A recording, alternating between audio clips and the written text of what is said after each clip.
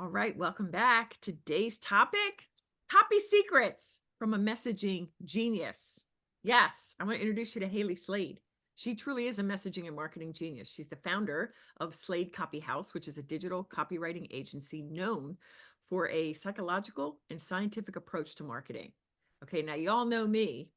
I'm really not a sciencey person, but I would be an idiot if I didn't recognize that human psychology and buyer psychology is like something we as entrepreneurs need to know. So Haley has worked with powerhouse brands such as the Real Housewives, Lufthansa Airlines, and Dove. Her signature method has led to being featured in major media outlets, including Business Insider and HuffPost. She loves Jesus. That's why she's here. And I have hand selected her to be the featured speaker at our upcoming Joyful Business Live 2024 event happening here in Panama City Beach, Florida, September 16th to 18th. This is going to be a Holy Spirit soaked experience where you're not only going to learn, but begin to master your copy. So we're going to give you a little preview here, right?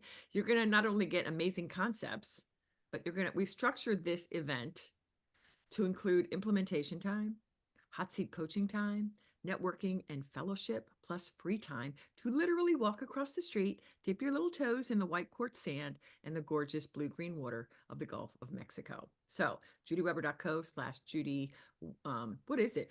judyweber.co/Joyful Business Live. But enough of that. Check out the show notes. I want to welcome my beautiful friend and sister in Christ, Haley, to the show. Hey, Haley. Oh my goodness, Judy, what an intro. And I was like getting fired up just like listening to you. And I'm so excited about the Joyful Business Live conference. Like, if you're listening to this, please come. I would love to meet you in person. I just know every time we talk about it and every time we pray about it, I just feel in my heart it's going to be such an impactful time for all women in business. So I'm excited to be here, Judy. Thank you for having me. Absolutely. It will. It's going to be fire. I just came from an event last week and God was spoken of the Lord Jesus Christ, but it wasn't like the center of it. So like, this is going to be fire. Okay. Let's talk about copy. Okay. So there's lots of issues that we could go into. Let's very briefly set the room Oh, yeah. and tell us, for those that may be like, what's copy? I'm not sure. And copy and messaging and why it's so important now in 2024 with this marketplace that we're in. So it's actually really common for people to think that copywriting is copy RIGHT. I get so many people that come to us, be like, "Oh, I didn't know you did copywriting. Can you draft up like a legal document for this, or this?" And I'm like, "Wrong copyright. It's copy RITE," which copywriting just means that it's basically written marketing. Like, my family still doesn't know what I do, and I always just say, like, just think marketing but written. Anything that's words, and you're using words to market, that's copywriting. So copywriting is designed specifically to get someone to take an action, whether that's clicking a link, buying a service, purchasing a product, feeling a certain emotion. Copywriting is designed to get a specific action done. And it's different than like content writing. Like, blogs are not copywriting, they're more for content and like informational, educational purposes. And the importance of copywriting is obviously, who doesn't want someone to buy their product or their services? No one. If you have a business, you want people to make a move, to take action, and to become part of that consumer in your business. So that's what copywriting does. Yeah, I love that. I love the distinction between copy and content. They're related, but Oh they're no. distinct. Yeah. Okay. Let's ask, how about this one? The biggest mistakes you see entrepreneurs make when it comes to their copy and messaging. Common, which I've seen here recent. I mean, I see it all the time, but we do these live copy edits. So follow me on Instagram to get some like free audit on your copy. Like every couple of weeks, I'll do a live audit. So you can get on stories, submit like a small piece of copy in a little box, and then I'll do an audit for you and tell you what's wrong with the copy or how to make it better so it's stronger for your consumer. And almost every single time I get something submitted in that little box, or if people come to us to redo their website or something like that, The number one thing that I see is a lack of being clear. There's not any specificity in copy. So they're very vague general messages. And if you have a very vague general message, no one's going to land on that. Like no one's going to connect with that. No one's going to feel like you're speaking to them. So that's the number one thing I see is just very general, vague statements like, uh, unlock your highest level of success or achieve your highest income yet, which is great. People want that, but like that's different to so many people, and that makes your the person that you're talking to you might be have someone in your audience who hasn't even made $1, and you might have someone who's trying to reach the 7-figure mark, and the way you market to those two people are going to be way different. So general, just you're not going to reach anybody. The second thing I see is taking shortcuts. People want fast route. It's 2024. We are, we've said it for years. We're a microwave society. We want things instantly. People take shortcuts. They use Chat GPT for everything. And I'm not, let me say this here, disclaimer, I'm not against Chat GPT. I think that you can use it for a lot of things like preparing outlines. Don't do it for research because the stuff is like not accurate. Summarization, like you can ask it quick questions, but people use it to actually write their copy. And oh, Judy, it's so bad. It's so bad when you use Chat GPT to write copy. So definitely don't do that. And then the third biggest, which I could go on, but the third biggest is. I'm sorry. Can I interrupt on that? What? Can I interrupt on that? I just want to emphasize. Yeah. Yeah. And ladies, as you're listening, there's a delay because the enemy is an SOB. He doesn't want this interview right now. And so the Wi-Fi for Haley is out. So we're working off of her phone. So thank you for your grace in that. But I just wanted to land on Chat GPT. There's no easy way to do it. Okay, so stop relying on that. Your brain is far more powerful than Chat GPT, number one. And number two, Chat GPT is not a person. And what moves people to buy or to take action to download your anything is emotion. And Chat GPT ain't got none. So yes. Yeah, I'm sorry. I just wanted to emphasize that. We're talking about psychology. It's got no brain. Okay. So, all right. I'm sorry to interrupt, but I just had to say that. So oh, you're good. It has its place, but so. Yep. Okay. And I totally agree with that. I could go on an entire tangent on ChatGPT, but we will leave that for another day. And the third thing I see is people are afraid to polarize in their message. And you need to polarize your audience. Why? Because polarity equals popularity. Not always. There's a right way to do it. You can be, I see some people trying to be spicy and do hot takes, and it can come across the wrong way and actually deter your audience. But when you do polarizing messaging in the right way, you're going to be spending less time talking about what your product is and more time talking about who and why it can help that person. And it's going to like land with them easier. So your audience is always going to ask, so what? Who cares? What's in it for me? And your message has to answer all of those things in order to bring them in, make them want to connect, or bring them in, have them connect with you and make them want to buy from you. Also, one more thing, I'm going to add a fourth thing in because this is also really big, is people are too fancy. They try to write with this flowery, poetic, Harvard professional style language. And it's 2024. People want people would almost prefer you say dude and bro rather than some flowery language because they're just going to connect with you more if you talk like you and I are talking, Judy. Like it just has to be conversational because that connects more. That's okay. I'll shut up now on that because I could go all day. I love it. Okay. That is so good. So on this idea of polarity, it's about standing strong in your convictions and taking a stand that's going to ruffle the feathers of those who aren't your best client, and it's going to draw in those who are. So might you have like an example of that? Can you come up with an example of that? Polarity. Yeah, like a polarizing statement that. So for me, and this is a personal opinion, and it would be very polarizing. And Jody's gonna kill me because I know you're a business mentor, but Sometimes I don't think you need to hire a business mentor. That's a very polarizing statement because most people will say the opposite. And I will say this.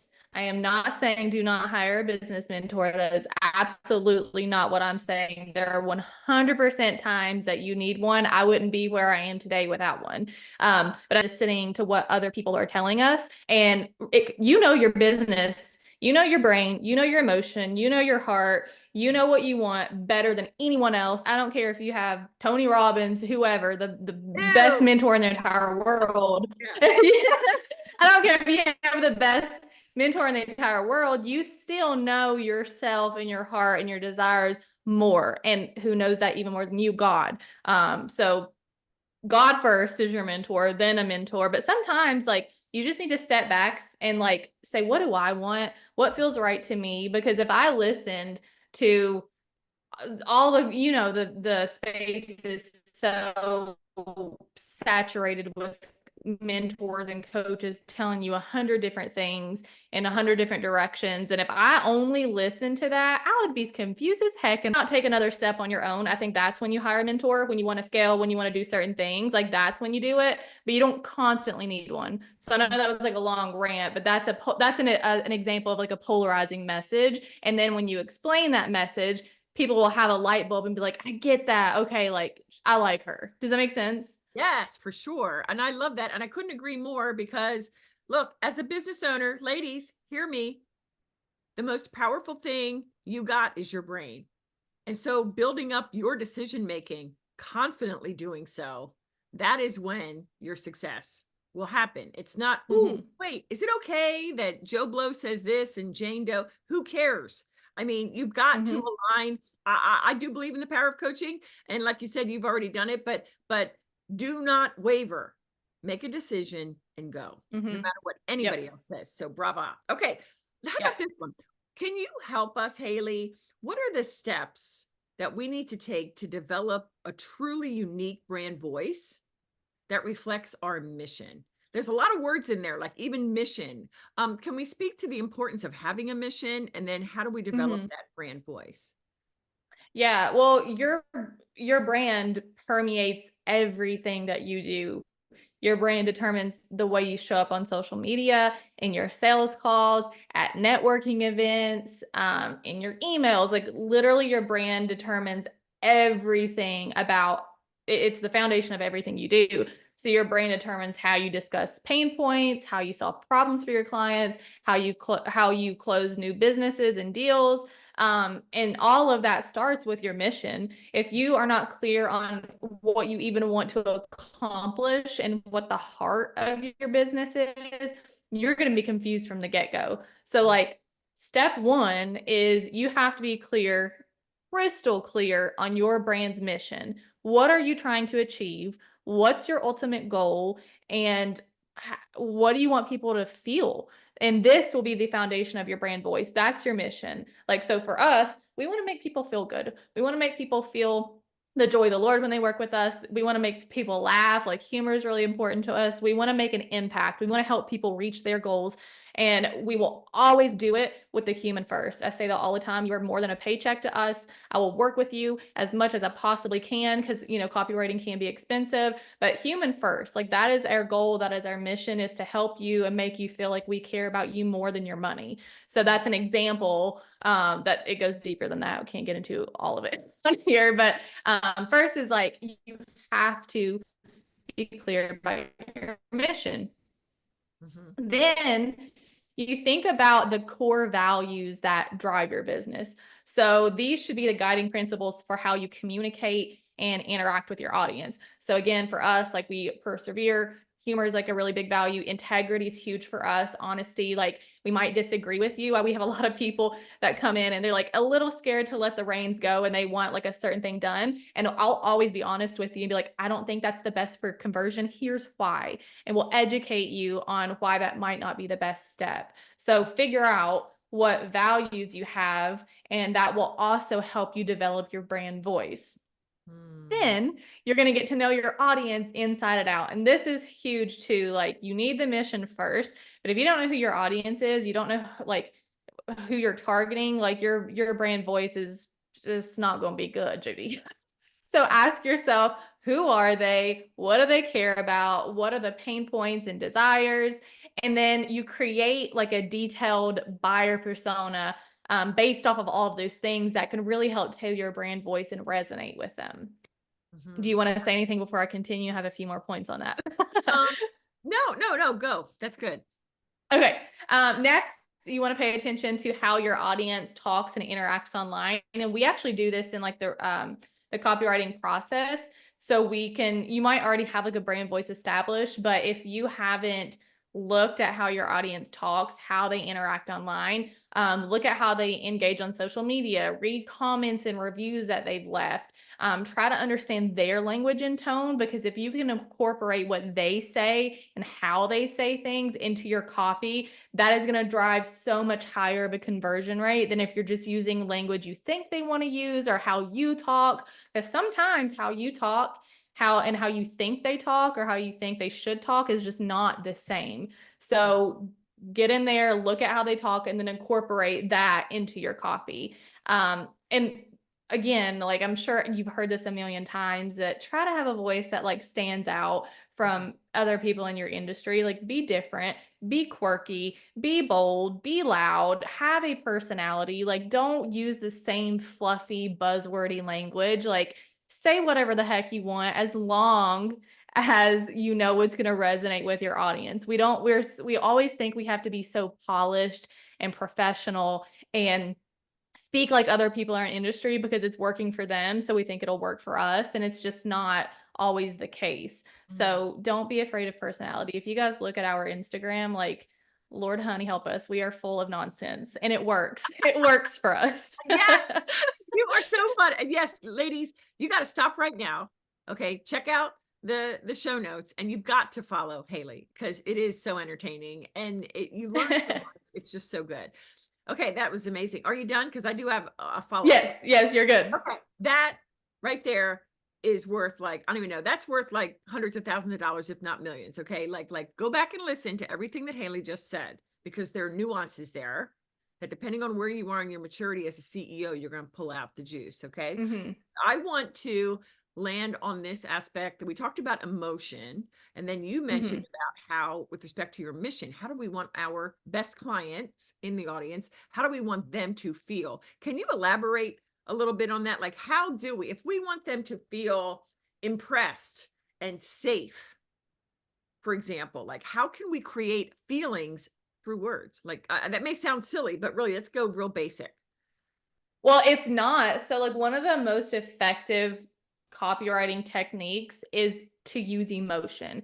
And 95%, and this is like such a mind-blowing statistics, but if you really think about it and you have an understanding of like psychology and the human brain, it makes so much sense. 95% of purchasing decisions are completely subconscious, that like humans buy emotionally, and then they justify it logically. So 95% of the time, and like this is even true for me. So like, stop and think about like when you buy something, like you're thinking about how it's going to make you feel on the beach. Like, you see this new beach bag and you're like, oh, that's going to make it so much easier to carry all of my stuff to the beach. You're feeling something. If you think about like hiring a copywriter, you're probably feeling, oh my gosh, this is going to be such a relief. I don't have to spend time on this. Like, I'm not good at it. So like, I just feel relieved that I don't have to deal with it anymore. Again, feeling. So we make a decision to buy based on how we feel, and then we look at the facts, features, and benefits to justify our decision. So this is why adding emotion to your copy is so important, because that's going to elicit that emotional response, which elicits a buy, a click on a button. So the like good sales, you want to elicit an emotional response. So how do you do that? Ask yourself, how do you want your audience to feel when they buy from you? How do they want to feel, and what is their core desire? So again, if you're buying a beach bag because it's going to make it easier to carry all of your stuff and it's super spacious, like, you're going to feel like something's easier. You're going to feel that relief of not having to lug it while you're on the sand longer, burning the feet, only because the and so hot, like all of these things. And you want to focus on 5 emotions that your copy answers or makes a person feel every single time. So write these down. Emotion 1, you want them to feel understood after they read your copy. You want them to feel empowered after they read your copy. You want them to feel excited. And then you want them to feel committed, because that commitment to you and your brand is where they're like, oh, I'm buying from them. Oh, I trust them. Oh, I want to be a part of their community. That commitment is what makes them loyal to your brand for life. Oh gosh. Okay, that just blew me away. And so, Yay! and so it's not just a one-word descriptor about about what this program will do, or what this whatever you're selling will do. It's like Mhm. we have to go deeper to Mhm. it kind of goes, let me see your reaction to this. It's kind of like, what is the essence of your brand? And Mhm. what is the point of why you're doing what you're doing? In other words, Mhm. think about the results and the transformation you are getting your clients. And Yeah. really you have to go deep. And that's why this is not one of those easy button kind of things. That's why they hire you. But can you speak Yeah. a little bit to that? Even it can't be surface level.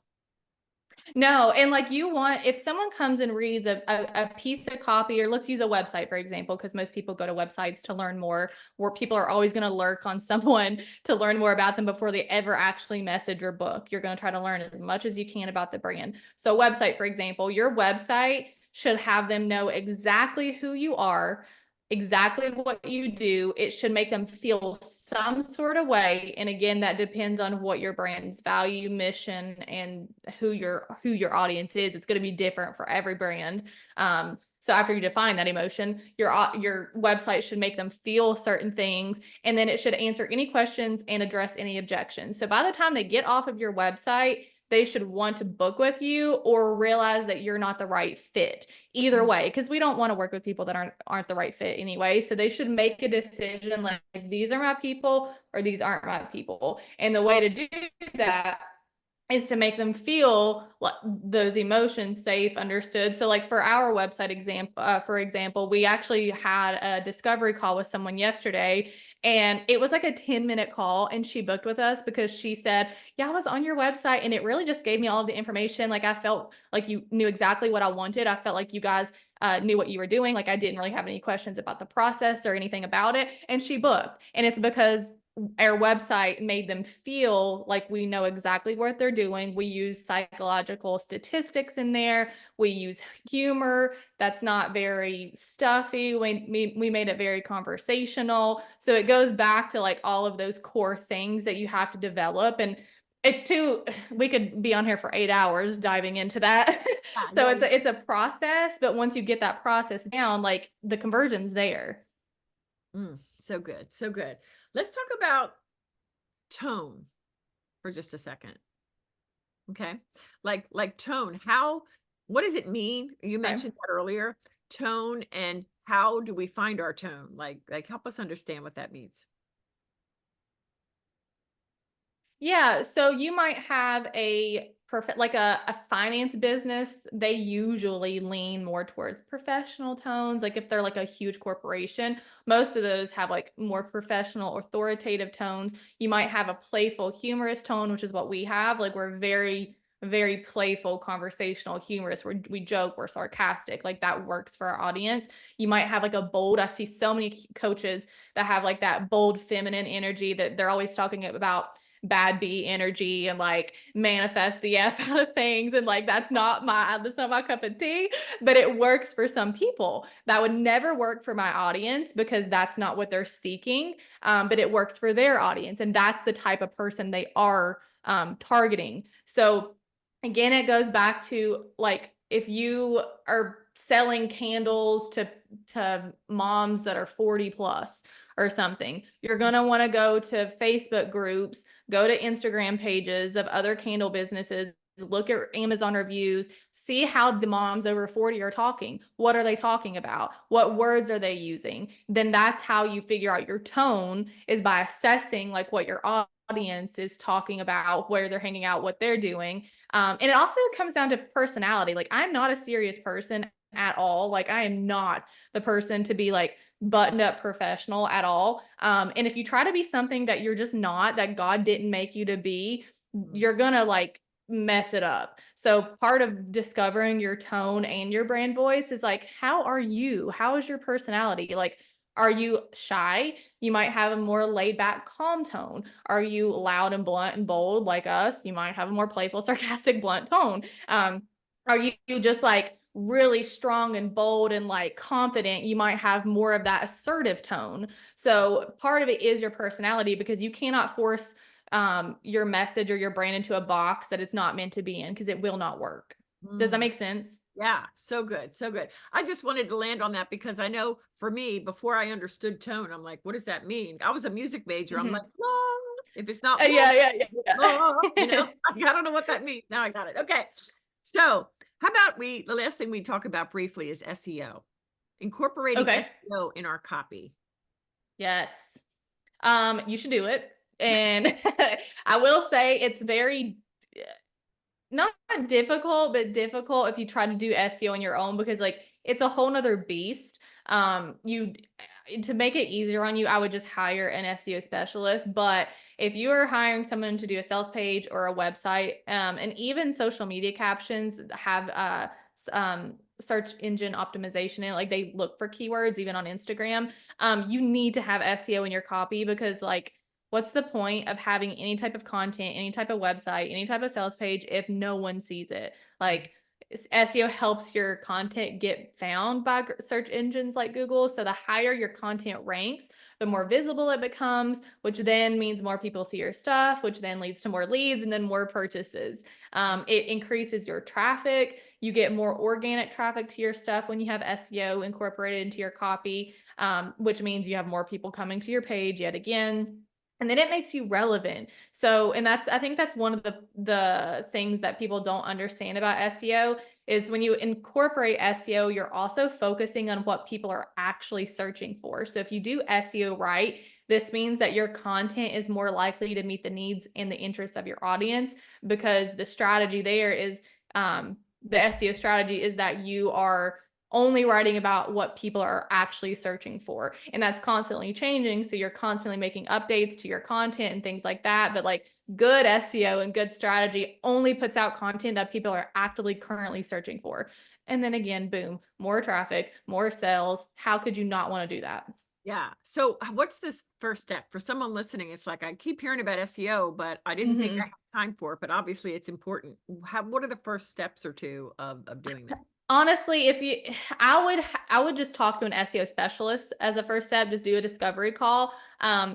Some people we partner with SJ Digital Solutions. Her name is Sam. They are phenomenal. They do all of our in-house SEO. So she does what they call power hours, and you can meet with someone like that. They can teach you how to do just basic SEO skills for yourself, so you can implement it yourself, or you can just straight up like outsource it, because and there's free tools, but they're just not as good and accurate as like the paid ones. But if you just want to DIY it, step one, download a free tool like Ahrefs. I think there's a free version of that. um, I think Google has a keyword thing. Just Google a keyword research tool and then just start typing in. So like if I'm writing an article about website copywriting, most likely website copywriting is the keyword I'm going to search about. And then it's going to give me a lot of keywords to search for. You look at keyword difficulty and search volume, and then you pick something with a low keyword difficulty. I would talk to a professional, because it is a lot of work. It's not something that you could just pick up and do like immediately, but man, it's so fruitful and so helpful if you do it. Mhm. Yeah, yeah, yeah. So good. All right. The time is moving too quickly. So, Haley, before you tell us where we should find you, besides Hmm. Instagram, if there is anywhere else, is there any nugget that you wanted to touch on, or something we've already talked on to emphasize before as we end? Honestly, no. Like, I feel like everything I said is just so important. Like, these are like the core things for good copy. So, like, go back, take notes. Like, these really are the core things that will help you get your copywriting in the right direction. And then if you just can't do it, if it seems overwhelming, you can hire us and we can do it for you. You are amazing, no doubt. All right, where can we find you? Where do you like to point people? To your Instagram? Yes, well, you can find us on Instagram. Our handle is Slade Copyhouse. We have a website, www.sladecopyhouse.com. And then we have a fun little quiz to help you discover your storytelling style, which is like designed to of how God innately made you. It's like what how you naturally communicate with people. So you can take that quiz. It's like literally 30 or 60 seconds. That'll also get you into our email list, which we have fun in that too. So those are the places you can kind of hang out and find us. Beautiful. Awesome.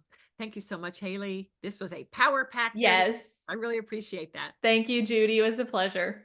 All right. And thank you, ladies, for listening. I would love to know your feedback. So meet me wherever you go on social at Judy Weber Co. Tell me your feedback. Also, tell me other guests you'd love to see on the show or other topics that I may not have covered.